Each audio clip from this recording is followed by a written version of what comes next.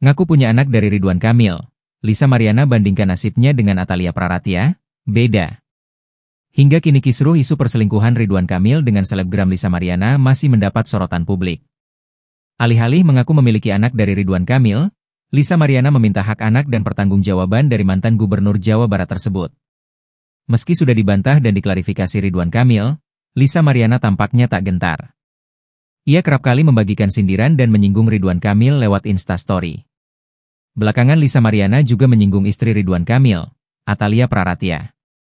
Sang selebgram itu membandingkan nasib dirinya dengan Atalia Praratia. Usai mengaku sebagai selingkuhan Ridwan Kamil, Lisa merasa nasibnya berbeda dengan Atalia. Ia tak menampik merasa publik lebih mengasihani nasib istri Ridwan Kamil daripada dirinya. Menurutnya semua orang lebih peduli dan kasihan kepada Atalia. Karena hal itu, Lisa membandingkan nasib dirinya dengan Atalia Praratia yang jauh bagaikan bumi dan langit. Pengakuan Lisa itu terungkap dalam perbincangannya dengan Pablo Benua.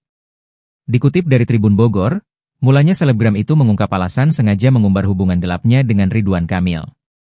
Kemudian Pablo Benua heran apakah Lisa Mariana tak mempertimbangkan perasaan istri sah saat mengungkapkan hal itu.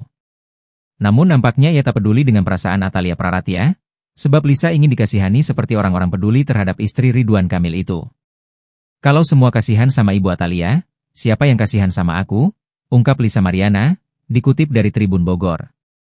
Kemudian Lisa Mariana membandingkan dirinya dengan Atalia Praratia, istri Ridwan Kamil. Lisa sadar levelnya berada di bawah Atalia Praratia, terutama dari segi pendidikan. Diakuinya, ia hanya tamatan SMA, sedangkan Atalia disebut memiliki gelar lulusan S3. Namun, Lisa merasa bukan perbedaan itu yang menjadi masalah. Dalam perseteruan yang dihadapinya, ia hanya perlu memperjuangkan hak anaknya yang diklaim sebagai darah daging Ridwan Kamil. Ia pun bersedia melakukan tes DNA dengan catatan dilakukan bersama-sama Ridwan Kamil.